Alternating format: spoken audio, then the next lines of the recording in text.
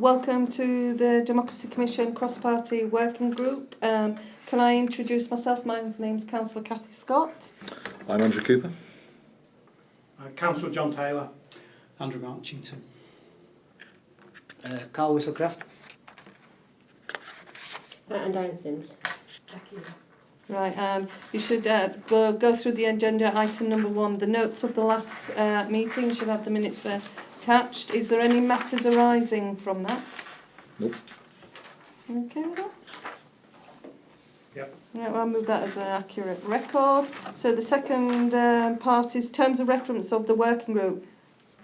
That's item number 2. Yeah, I think it was at the request at last meeting that given that you've been operating as a working group for 12 months now, I guess chance to stock take against your terms of reference that you originally agreed 12 months ago, and I guess are they still fit for purpose? Do they to reflect what you're doing? Do you want to consider any change or amendments? So I guess it's up to you. Yeah, so I'll open it up to the floor. Has anybody wanted to make a comment on the terms of reference? Are we happy to proceed with what we've got? Happy to proceed. John? Yeah, I mean, I think it was my suggestion to bring them to this meeting, but it was actually for the new members of the committee. Yeah. Well, actually, Yeah. so that didn't quite work. But that was the original plan, was to give them an opportunity to refresh them and give them an opportunity to actually ask questions around. So it might be worth just bringing it to the next meeting. Yeah, that's fine. Just so we can have that bit of a discussion to help their understanding, really. Yeah, so can we have that noted that we'll bring them back to the next group? And also if they want to submit it in writing in the event it's work, the commitments, that's actually, you know, the barrier there. So, so we'll move on to item number 3. Kirklees question time, the evaluation. I'll just set a bit of context, because in fairness to Jackie, she wrote this report some time ago, I think at the request of leading members who said we've done this now for 12 months. It would be really helpful if we reflect on what we've done and that this working group have a conversation about taking account of what we've done and what we might have learned, what you might want to do for the coming year. So that's just the context. So, and do you want to just take us through some of this, Jack? Is that okay? Yeah, sure. It was actually February. I don't know if I checked this morning. Okay. I mean, you're aware that it was one of the Democracy Commission report recommendations that quarterly question time events involving the group leaders be set up. The content and agenda to be set by the citizens of Kirklees, it said, and events to be broadcast and allow questions to be posted online and set by citizens. And I think there were a number of aims and objectives sitting underneath the recommendation, and the paper just sort of summarises what I understood those to be. So it was really about helping the council work towards having a stronger focus on genuine dialogue and engagement with citizens. They should be open to all, accessible, well organised and informative. Offer citizens a regular opportunity to come along and actually raise key issues with their politicians, and also give politicians an opportunity to explain key decisions and policies. And also help gather information and intelligence about key and recurring concerns that residents, citizens have. So really, the paper is an attempt to look at if any or all of those objectives were realised as a result of starting up the question times, or were they working towards trying to deliver under some of those outcomes.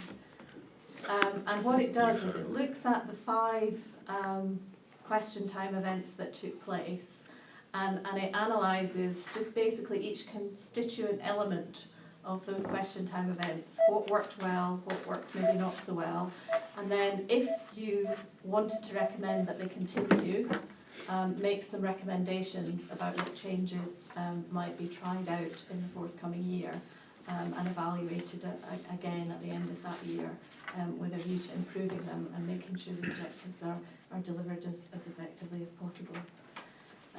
So do you want me just quickly to kind of summarise some of those recommendations? There were actually between October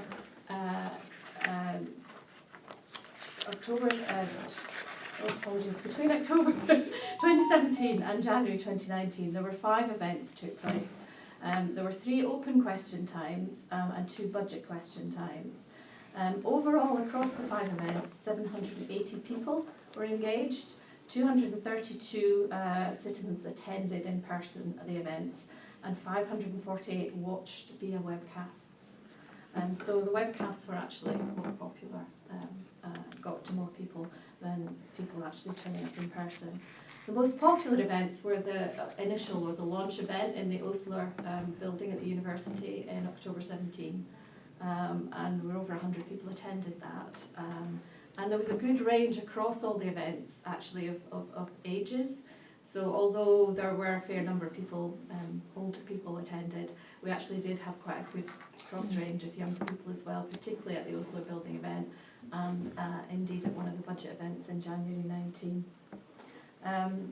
After the Oslo or the launch event in October 17, there was an online evaluation put out to everybody that attended, everybody signed up to attend, and we got a fair bit of feedback about what people thought were important elements of question time events going forward. We did get some positive feedback about with people thinking these were important, that these events take place, that they thought it was a good opportunity for people to come along and ask questions of politicians. Putting names, faces to names was one of the feedbacks we got. And also we got an indication of, for example, 63% of those who fed back said that it was very important party leaders or deputy leaders take part.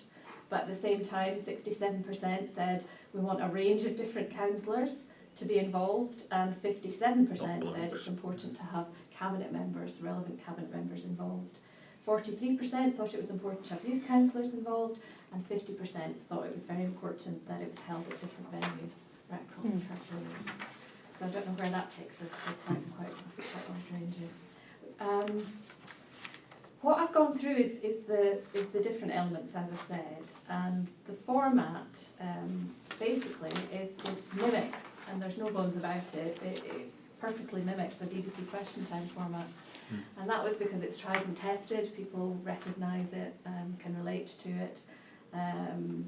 We had a facilitator, and because the recommendation in the Democracy Commission report was that all the group leaders be invited, all group leaders were invited, and indeed either 5 or 6 group leaders did actually come along, or deputies did come along and actually take part.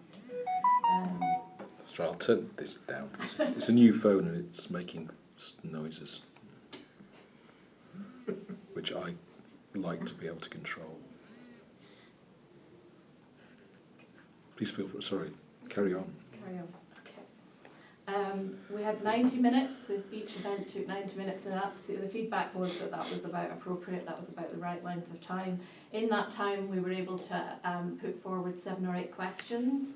Now, given the number of questions that were submitted, because overall over the 5 different events we actually had 174 different questions submitted, so 7 or 8 doesn't sound like a lot, and indeed in our initial or the launch event we had quite distinct questions, 7 or 8, but what we managed to do in the latter events was the facilitator grouped quite a lot of the questions under common headings, so we were actually able to actually get more people's key issues raised and answered.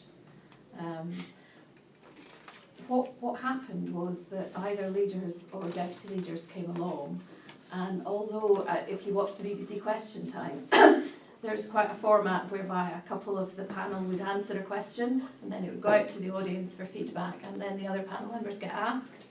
In our events, what seemed to happen was that each of the leader or deputy leader did actually want to answer every single question, and that did actually end up in quite a lot of sometimes quite repetitive responses to questions, and it meant that the opportunity for the audience to get involved, to feedback, to make points as things went along was actually limited as a result, and that was unfortunate. But what I've suggested is that overarching format might be retained, and other points we'll go into in terms of numbers on panels and other aspects of the format. But retaining that overarching format is tried and tested and recognisable, and you know there'll be variations suggested, but the basic format would stay the same. The panel makeup. Well, we stuck with the Democracy Commission report recommendations, all leaders be invited. And that resulted because we have all male leaders and no gender mix. You know, we had, apart from the one event where we got agreement through the cross-party working group, that a voluntary sector rep come along, and we got Hilary Thompson from Age Concern. Other than that, it was an all-male panel. And it was noted. Yes, there was feedback to that effect. Yeah. And also we didn't have any or cabinet or backbench councillors. Also, as I said already, the 6 members of the panel seemed quite large. It meant that it took too long. And really the suggestion is that an optimum number would be 5 or 5 maximum, as they have on the television programme. I think you could try out different formats throughout the year. What's suggested is that one be a themed event that might be a key topic, a current topic, and the panel could represent or be able to respond to questions on that topic. So you could have the relevant cabinet member on the panel, for example, and also any key local expertise that there were in other agencies, and also relevant community and voluntary interested groups be on the panel too. You might have an all-female panel. You might invite different groups to nominate female councillors to take part. And again, you could have another one which is just all the political leaders. And what we'd be looking to have is as much both feedback at the event or at the end of the event about what people felt they got from the event, but also some online requests for feedback as soon as possible after the event took place. Facilitation. Have we got a question? Yeah, go for it. I mean, I think that's the issue, isn't it? That if you just go for a leaders format, that pushes you down into it is all male. It doesn't feel, feels very odd when that happens. But I don't think it'll help the session if it becomes all female. Neither, it needs to be mixed. So I am not supportive of anything that suggests that you need a gender view, because actually what you want is the people with the right skills to answer those questions, regardless of what their gender. And I do not support anything that starts going, we must have women, or we must have men, or we must have this type of person or that type of person. We want the right people on those that can answer the questions that are being raised by our residents. Sorry, but when we, I understand, but when we end up with a position where we always have blokes on the panels all the time, it's like, and we have a council which has got at least 30% women, is it on it? At least that, I would have thought. We ought to be more representative and try and find ways of doing that, and make more efforts within the groups to try and encourage women to put themselves forward. I certainly try and get my 2 colleagues to do so when I can, and so that's I think that's a responsibility of the groups to try and get a bit more help some of our women members to take on those speaking roles. Just to come back on what if we move towards a format where the most appropriate person or somebody who is appropriate comes onto the panel, that should cover what John's saying. It's that straitjacket of it just being a leader or a deputy leader in a lot of cases, isn't it? So if we move to a format, actually in some circumstances we want somebody who's got a different skill set or got a particular skill set. That should lead to more diversity without us saying we're going to have an all-female panel or an all-male panel. But is it also about looking at, I understand about all female, all male, totally against it, I think it should be mixed. If leaders are there for a session, it's a session with the leaders answering questions, then we could introduce sessions where it could be ward councillors or backbenchers, portfolio holders, so that people are able to ask that question. I think in terms of Jackie's paper, I think it's seeking, I guess, to play back to the working group some of the observations and feedback partly, and actually for you to reflect on, are you moving forward wedded to the format that originally the report says is quarterly question times that involves leaders? I think that's I guess that's the first question to pose, isn't it? Is that format one that continues for the next 12 months, or do you want to blend it in different, be that in places, be that themes, be it whatever. I think is the question, isn't it? So I've got quite a lot of questions. I was waiting till you finish. Unfortunately, do you want to take questions just as each of the kind of, I don't want to carry on too long. If we start from the very beginning, around the numbers of people who are attending or reviewing it, and this is where I always come as a bit of a sceptical or cynic in these sessions, because I think the majority of people who come to these sessions or view these sessions tend to be politically engaged anyway, rather than Mr. Joe Public. And it's one of the things I've learned through Place Standard, that actually you get a very different mix if you go out and engage directly and doorstep people, rather than advertising something and waiting for them to come to you. And even on the webcast, I know there's a fair few officers that watch the webcast and see what was said. So when we say there was a lot of people watched it on the webcast, I'm thinking possibly half of them will be blinking officers. So it's not, you can't really say, oh, we had lots and lots of members of the public who were that riven by what we had to say, that they were sat there watching the webcast at some point. It's exactly the same, my comment on the feedback. Okay. It doesn't say how many people fed back. So, was it 5 people? Was it 350 people? It is relevant. And again, they will be the politically engaged people that have fed back. So we can't just take this as at face value and go, this is representative of Joe Public out there, because it absolutely isn't. Can I just bring Andrew in, because he was indicating, and then I'll come back to you. Is that okay? Well, Andrew, sorry. People bunk up to things they're not interested in, I guess. And politically engaged doesn't mean politically aligned. I mean, people may well have political views, they might be quite strong political views. That doesn't mean they're necessarily party political.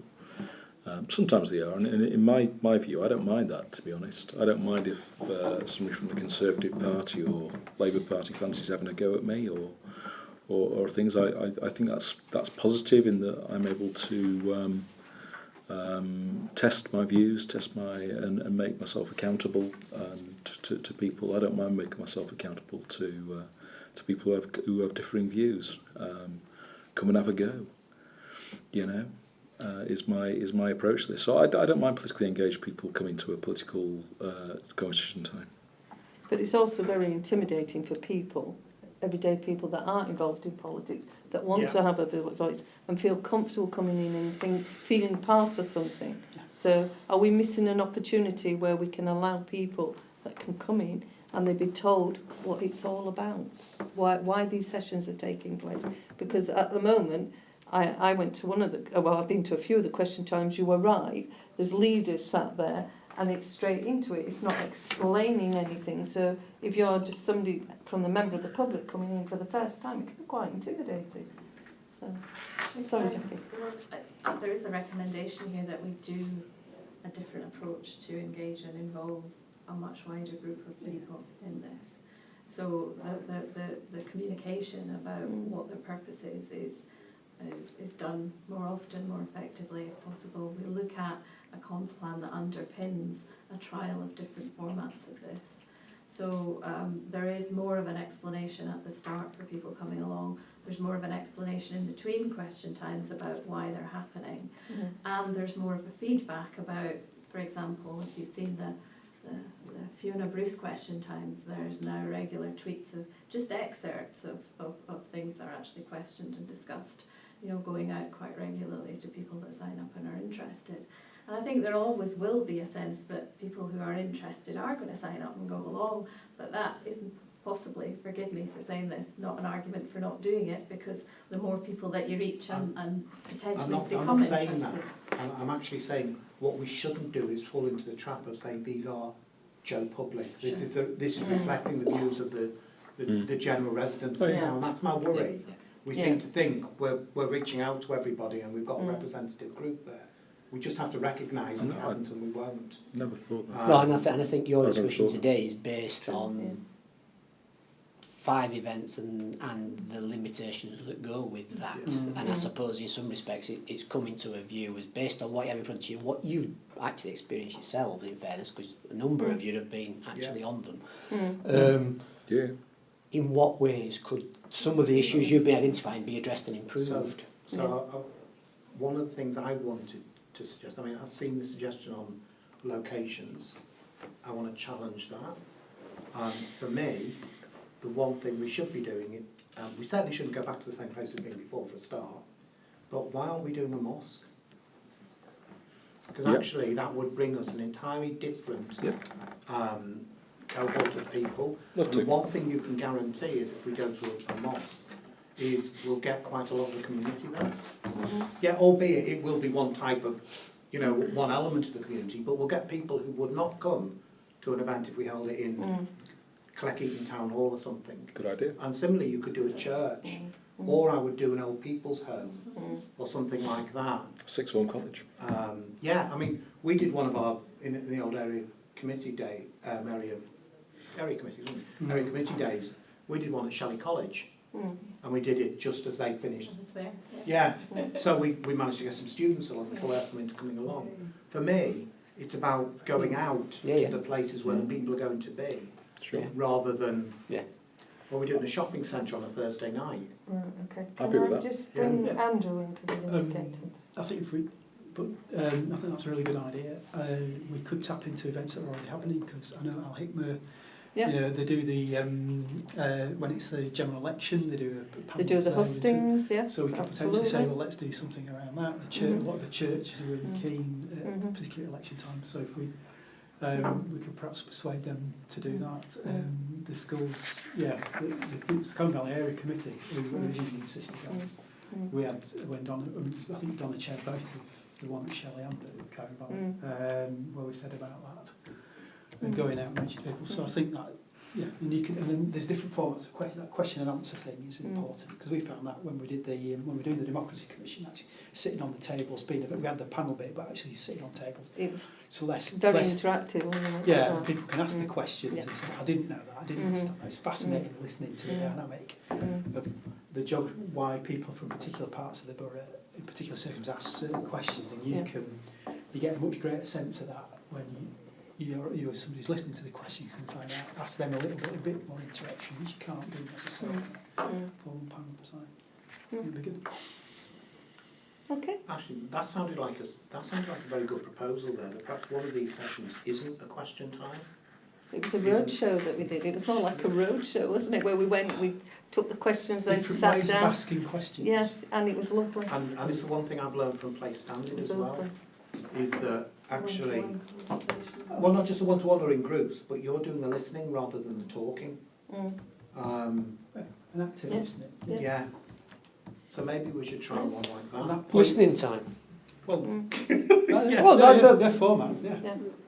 Well, sorry, the point that Kath made about it being intimidating, because we find it, if you sat at the front it feels intimidating, but members of the public nervous about asking questions. Actually, that one-to-one stuff, you can get people are more comfortable asking you questions and that direct. So While we're on that, we're sort of doing that, sort of trying to address it in chunks. One of the things that we have been wedded to was it is the leaders. And I suppose one of the questions that Jackie's rightly sort of floated is that a format that you should continue and we're wedded to, or as part of trying different things, should that be part of it? I think it should be open to. I do.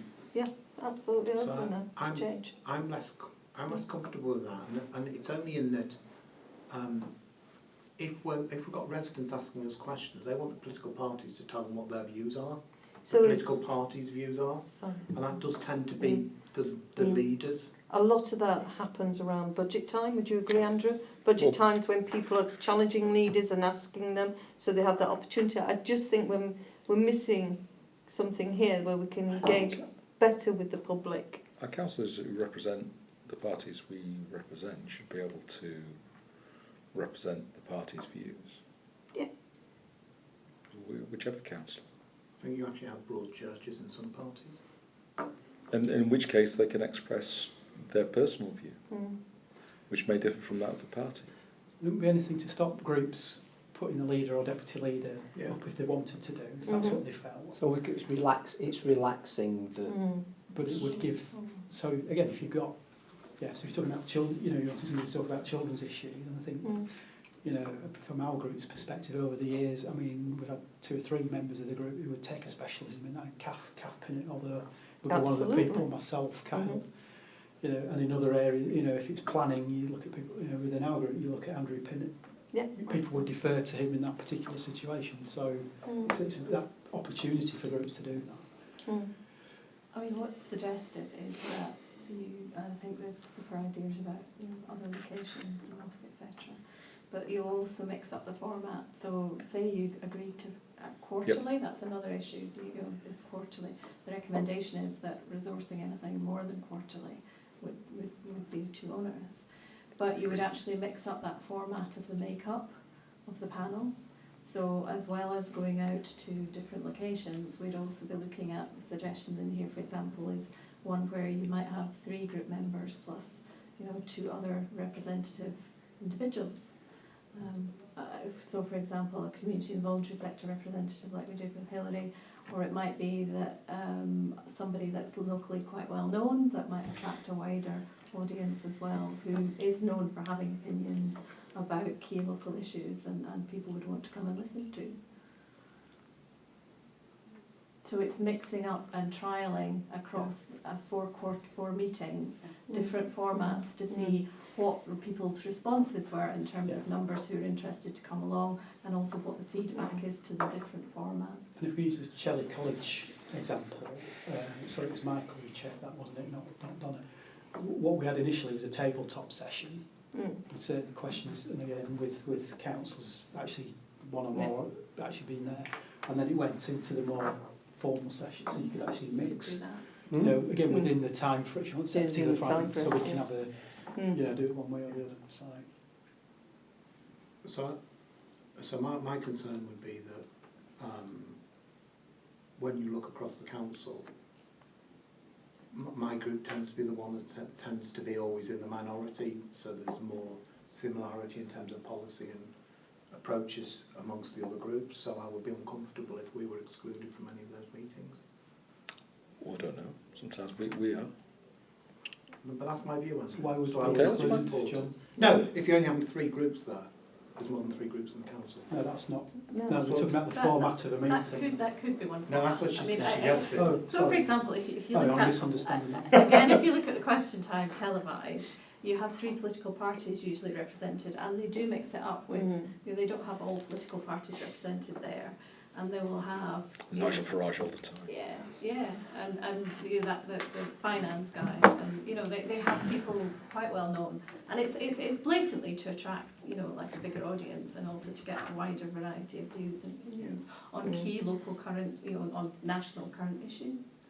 So it's just a suggestion that might be one of the formats you want to try if you're looking to try and attract a wider audience.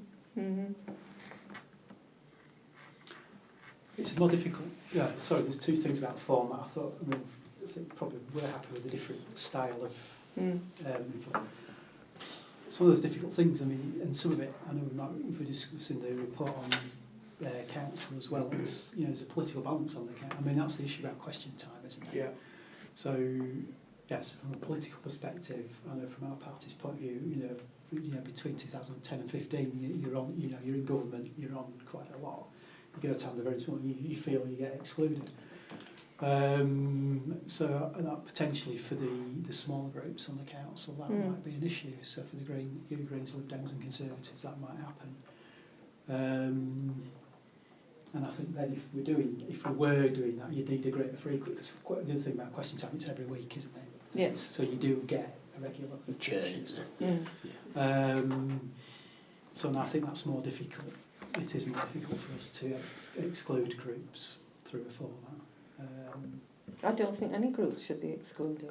I think one of the reasons, just working back through the paper, I think one of the issues about the numbers was having the numbers and everybody answering the question, and then limiting the number of questions that could be asked. There's other ways to tackle that issue. That doesn't mean having a smaller panel, does it? I mean, there's more than one way to sort of skin that cat, I think. So to be fair, if you go back to question time, what you have is Fiona Bruce will ask a couple of participants to comment, then she'll go back to the audience. But that's down to the person who's facilitating. Yes, it's true. And I think it's also actually up front, being clear that that's what we're going to do, so that anybody on that panel who doesn't answer that question doesn't mean that they're being singled out and excluded, because actually over the period of the with 90 minutes. No, with Fiona Bruce, she will bring everybody in. Yeah. But she won't do the 5 participants before bringing the audience in. She'll bring the audience in. That was the point I was trying to make. You have a couple of people, then she brings the audience in, then she'll ask a couple more, so that way you balance it. But that's down to the facilitator. Which we've got a set of questions on it. Yeah, I was about to go down talk about the facilitator and the mix of skills that, it's quite a specialised mix of skills. I mean, we've been really lucky in Andy Mycock and Rose Condo in the 2 facilitators, those 2 facilitators in particular had a good mix of those skills. But if you are having these regularly, and if you are actually looking to get feedback across a range of these events, trying to increase the pool of facilitators, I think, would be quite important. And actually, trying to get people's recommendations and suggestions about who might facilitate, because it becomes a logistical almost impossibility to try and get the range of people needed plus a facilitator sometimes when you're reliant on 2 or possibly 3 facilitators available locally at most. One of the things I wanted to ask on this paper is, what is the cost? What is the actual cost of this, and is it value for money for the way that we're actually doing this? Well, the cost, I think it's in here, the cost of the facilitators in the paper. It is. The webcasting stuff we've already got as part of the contract, then the other part is the officer time in doing the organising, and most of the promotion is done online at this point in time, although Diane might stamp on my toes and correct me here, but for the most part it's online promotion. So there's very minimal printing costs, etc. And most of the venues, although we have community venues, it's different, but where the venues are ours, the higher. So I think we should only go to community venues that aren't going to charge us. I'm going to charge us, I'll say. Politely we'll go somewhere else. Oh, I don't know.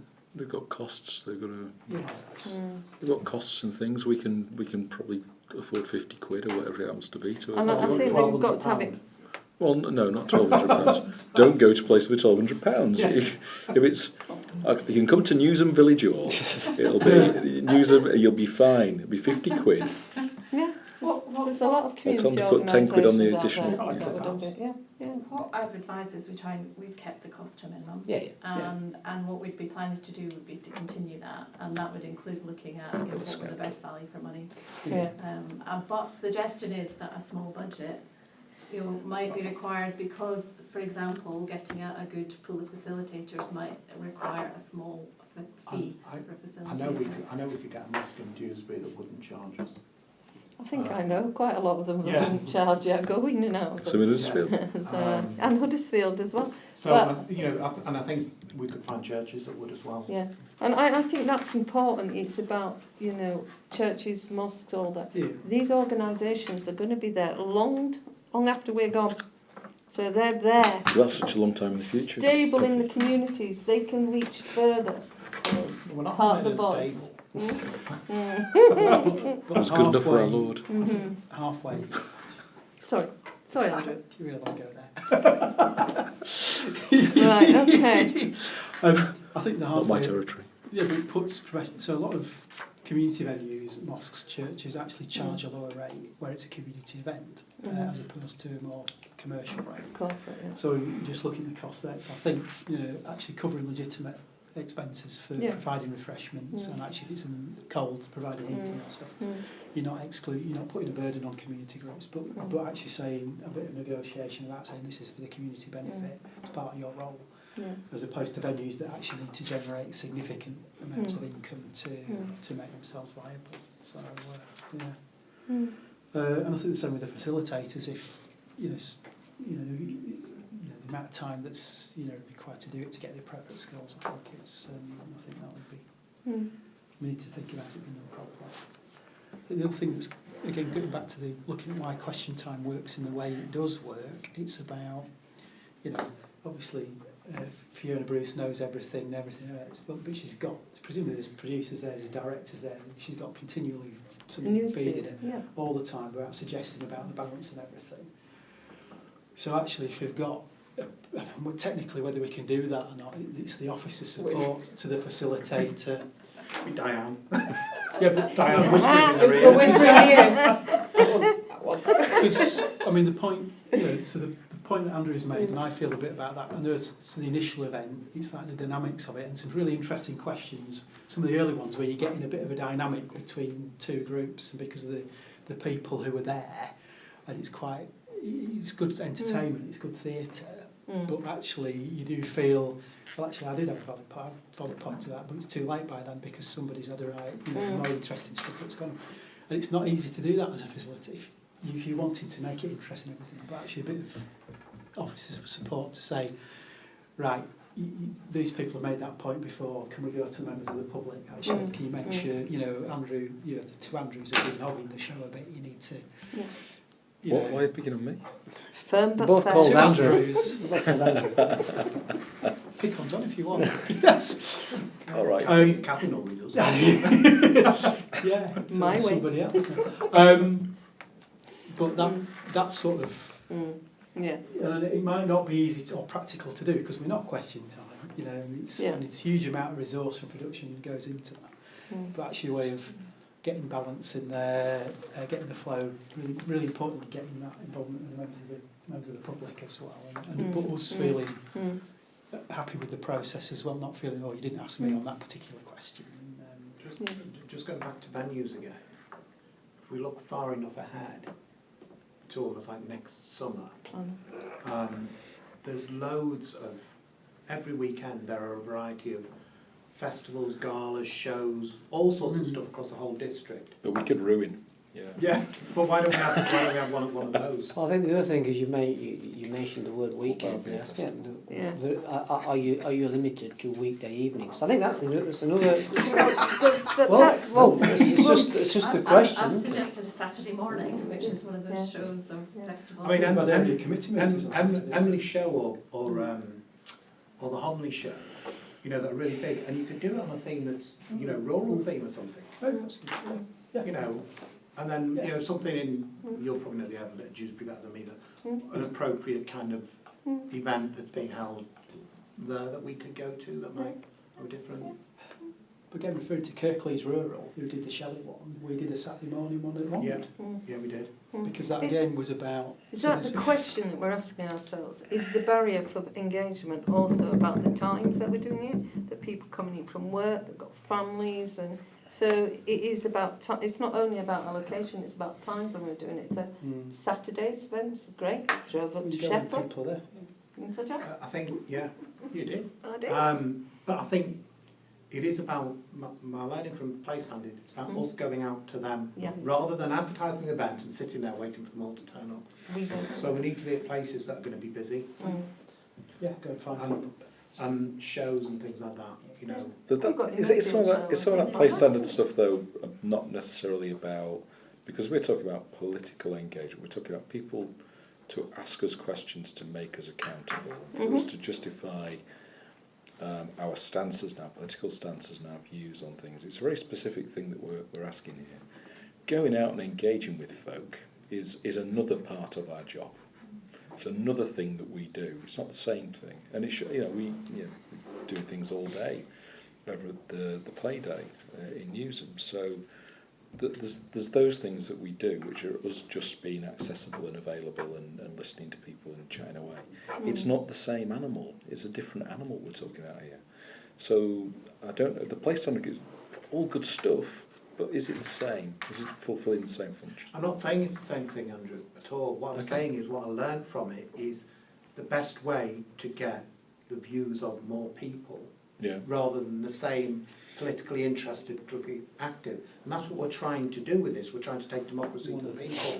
Is we need to go and find the people, not wait for them to come to us. I think that's a good thing. Yeah. It's a good thing to do. And I think, we should do it. But there's another thing to do. And the other thing to do is to make sure that what we're saying is about the issues which are affecting people in Kirklees are justifiable, and that we can that we can actually stand up and make our arguments stack up. It's a different thing. I think what you say about the place, I'm perfectly fine, perfectly good, but it's a different thing. you can either do that in a formal setting where there's 5 blokes sat at the front and you can ask formal questions or not, or you can do it, you know, in a tent somewhere in Only-Shore if it's not. I'll do it in a tent. Well, fine.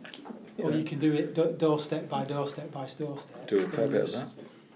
Would it be helpful if I just so far try and summarise Where I think we've got to, because I think this is you know this is what. Can I just thank Jackie for the work that you've done on that? Yes, thank It's you. really comprehensive work you've done for us. I really appreciate that. I mean, leading members tasked you with this, and you know I think it's what this discussion is proving is it's not straightforward as just you know let's tweak it a bit. And I think what you said is that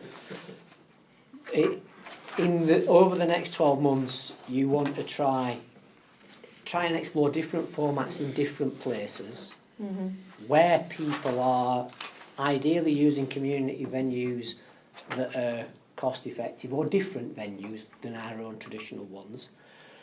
Building in either before or after some of that elements of informality rather than formal just Q&A.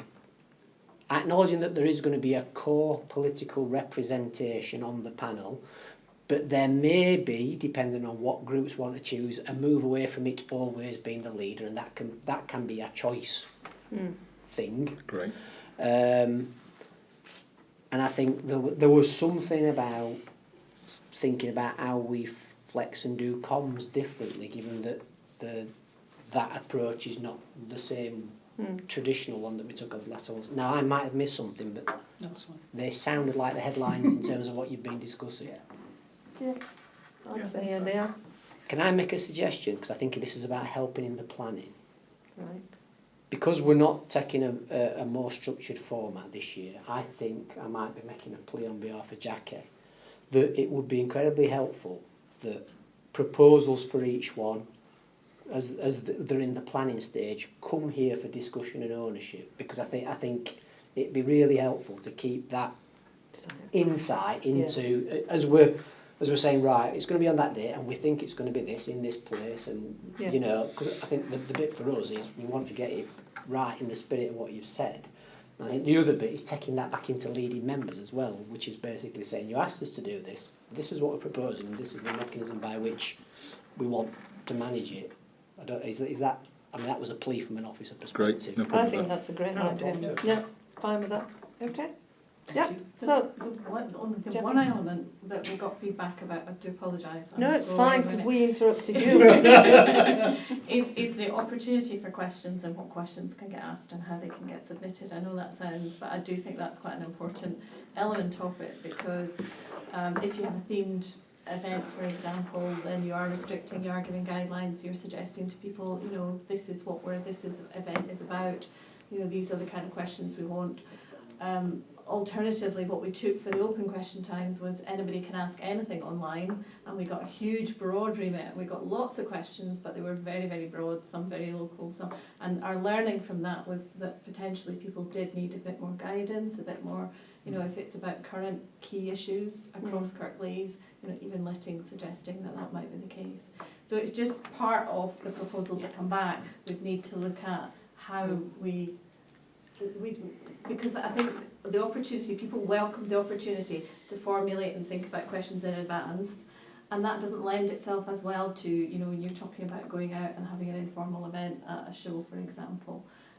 It's how we prepare in advance. Do we actually request those questions online, for example? I would suggest that lends itself to one of the formats we try out rather than others.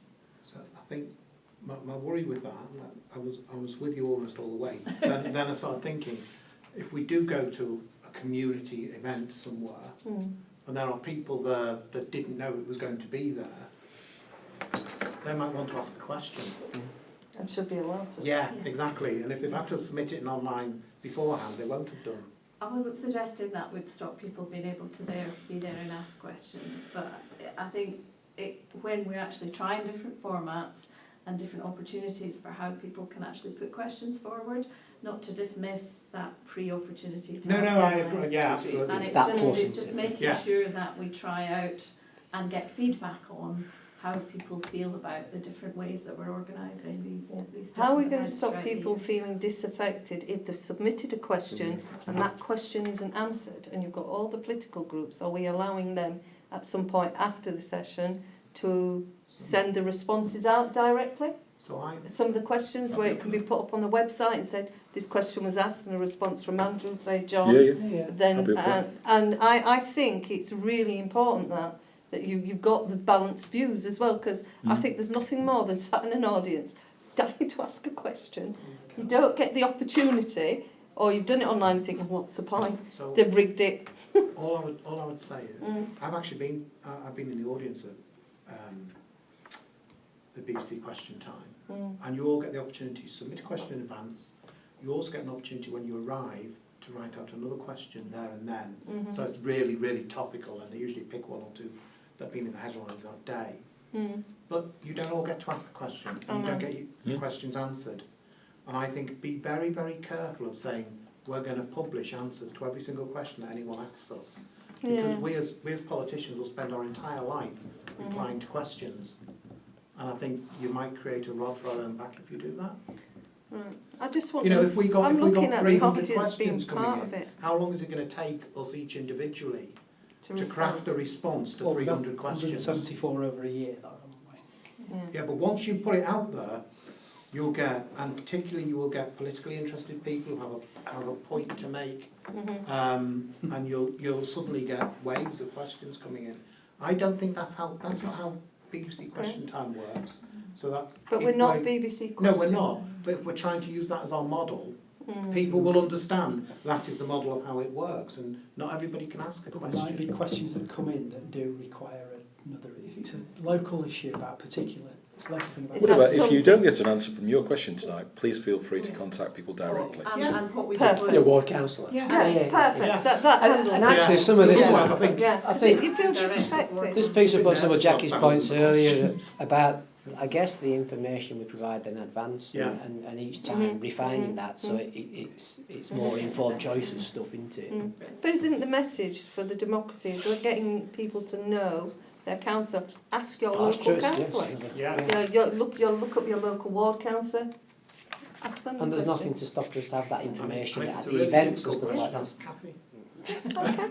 And if she doesn't want to answer, she won't. Okay, but thank you so much, Jackie, for what you've done and the team. So thanks very much. So are we okay with that? Carl's got that, we're okay. So we're moving on. The councillor role and the progress report. You should have all had a copy of it. Can I send Deborah's apologies? She's sorry. I know it's your item, but she had wanted to be here today, but she's not very well, so I just thought to pass that on. Okay. So we were considering the next steps on this, weren't we? So. Is it worth me reminding what's happened? So you commissioned a piece of work based on a report that you received last year. John and Kathy took responsibility on behalf of this working group to progress it. Since that time, I think we've had a total of 3 workshops, didn't we? One with middle managers and 2 separate ones with councillors, which used a format to begin to sort of explore, I guess, a couple of key questions. And what you've got attached to Appendix 1 is the raw outcomes and data, basically collated under a number of headings from those 3 workshop sessions. So it's in many respects a progress report in terms of where we're at in the process. And I'll show up at that point, but that was just about reminding you what you've done. Is that fair? That's absolutely fair. Any comments? John? Let me come back to me. I'm just writing stuff down first. Andrew, do you want to add anything in? Not particularly. This is so our role. Yeah. I mean, I have an ongoing interest in ensuring that the councillor's role is understood by officers and officers' roles understood by councillors. And the member officer protocol is important in that regard, and I think it ought to be better communicated. Well, you've got it as an agenda item in the forward agenda plan for you to come back to. Okay, well, that's my main concern regarding the councillor role. Yeah. Also note that the European Declaration of self-government has been taken off the forward plan. Oh, sorry. Right. Noted. I'll put it back on. Thank you. Okay. Andrew, do you want anything to add into it? Obviously. Yeah. Obviously.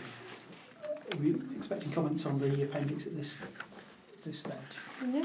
Well, there's quite a lot of stuff there. I think it's about, the ideal situation, linking with the office member protocols is actually to see whether we can get common ground between some of these and whether those two things intermesh. Yeah. So I think that's the agreed next step. Because it's the mutual. It's not just about us understanding each other's roles. It's how we work. It's working together. And there might be some examples of how examples of good practice where things have worked well, and examples where things haven't worked so well.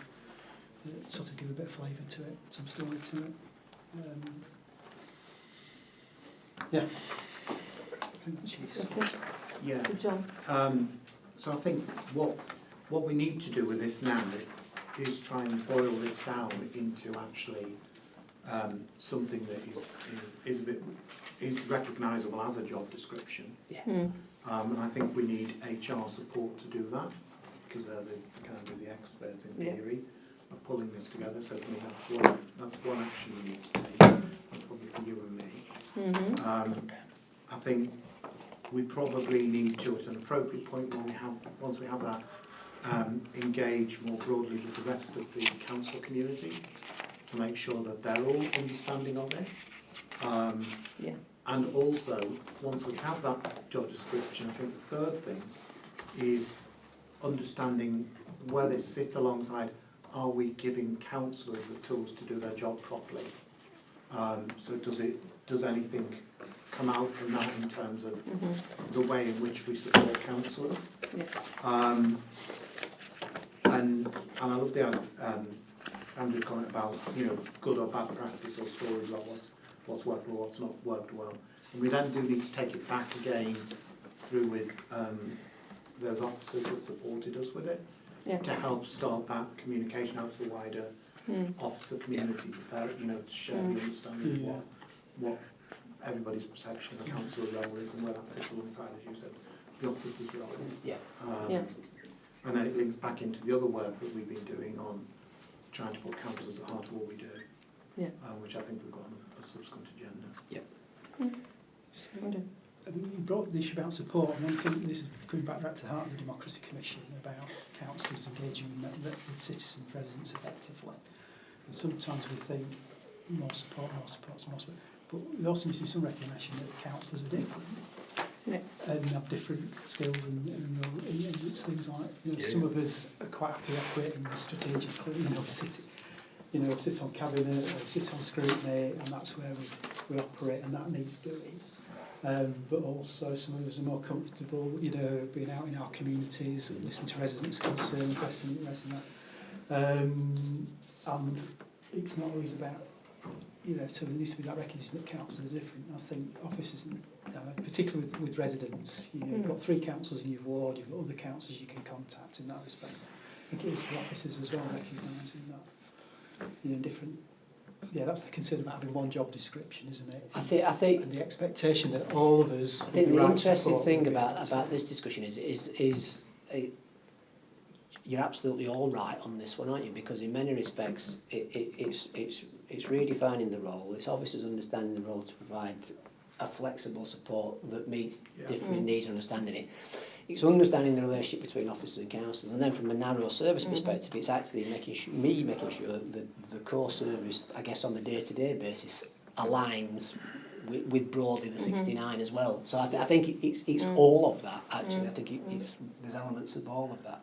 And some of it is about cultural change in councils are what And we that's do, what I was and that, gonna say. and you know, you've done a fair bit on that, and just getting in and amongst services, and you've seen some of it recently, and hopefully more of that's, you know, that's going to continue. So, but I think that's, you're right. There's elements in all of that. Yeah, and one of the key things I was going to say, it's about the cultural change and different people at different places with this, of, you know, and what their needs are.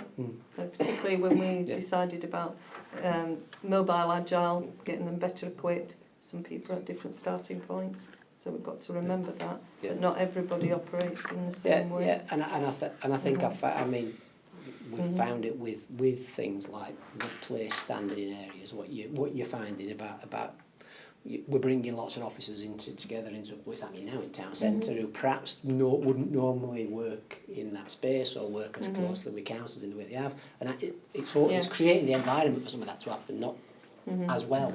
And I think, you know, and I think John's absolutely right. It's about the job description, asking HR for some support in that. But it's understanding that councillors are not officers, and officers are not councillors. So it's having that clear distinction. Well, I think you're taking their expertise, but they're not creating a product that you would for an officer because of all the reasons that you've just been identifying. Sorry, Andrew, were you indicating? No, were you indicating? Yeah, but the other thing, and it's important for the whole organisation, there's things that councillors can say and do, particularly in relation to engaging with the public, which officers cannot do. And it's recognised in certain circumstances. Actually, you need a councillor who can, you know, you're looking at balancing those, and not saying that, but that they can complement each other. Yeah, in their there's some of that discussion, and also councillors recognising sometimes it's not. Not pushing onto officers a role that they ought to be taking. You know, particularly in that frontline engagement with residents, citizens. Yeah, good stuff. So sorry. Oh, sorry. See you later. Oh, come on, everybody. Thank you. See you later. Okay, so we've agreed the next steps. Did you capture some of that? I think it's take the data, boil it down, have a draft roll, consultation with HR, dovetail that against the messaging to the organisation, and support generally, specifically, and also I think it's taking some of that product back to the original people who you work with to sense test some of that. And we need at some point to take that to all of the 69 councillors as well, because they haven't all been engaged in this. Well, we need to remember that. We've got new councillors. And there is a point that actually, because what we need to do, is this then needs to feed in to the independent panel, because they're, in terms of the Guardian, not just about the allowance, but actually about you've got a whole suite of role profiles, of which the others have been built up from the Ward one. So if the Ward one has been now revisited and refreshed, it has a series of knock-on effects to everything else. So that's not necessarily for you to worry about today, but it's a thing further down the line. I agree. Yeah. Okay. So are we okay with that? So the next item on the agenda was the forward agenda plan. Obviously you all have a copy of that. Yes. So the next meeting will be on the 19th of August, and it's place-based working update, and it's going to cover the programme update, the place ward partnership, citizens engagement and place standard, and parish and town councils. So that's the agenda items. Is everybody happy with that? So that's for August, and the whole agenda plan goes into September. It's only indicative. November, December, January and March. But more can be added in, taken out or changed, or whatever. We're happy. So, council's at the heart of all we do. I'd rather see that earlier rather than later. That's in November. Right. We're able to bring that forward. September. Yeah. I'm just thinking because the one in August is pretty much themed. It's pretty much Rachel's show actually. That's the one where I think, to an extent, we've dropped the ball and we need to pick it up and get running with it again. Yeah. So I just want to bring that one forward. Well, we'll bring a progress report of what we have done, which some of that might not have always been visible, but I actually think in the same way that Jackie has to bring in view the activities and the stuff that's been taken. Some of you you've been involved in actually, but so you know. But yeah, so that one to bring forward. No. Okay. You all right, Andrew? Right. Okay. I think so. Just check. Yeah, because I know Alice. Make sure Alice and John are next one. It's not that one. Right, okay. One of us, I think, yeah. Right, okay. Just the August So- meetings, yeah. So we agree the agenda plan, obviously it can be amended as we're going along if we find any issues that we want to add into it. Well, I think the item you've just discussed, for example, at some point Yes. that'll reach a natural point where it needs to come Well, back it's here, on- and Isn't it on here? Mm-hmm. So, I think it's supporting the council of role, yeah. isn't that? Remember the 11th? That's in November. So that may change Mm. based on how. Yeah, Yeah, okay. Are we all right with that? if you are. Yeah, I'm absolutely fine with it. So the date and time of the next meeting, it's on the 19th of August, 11 a.m. till 12:30, and it'll be in the Leadership Conference Yeah, we're Room back at upstairs Civic this Centre time. 3. Yeah. Okay, Point. thanks for your attendance. Thank you. Thank you.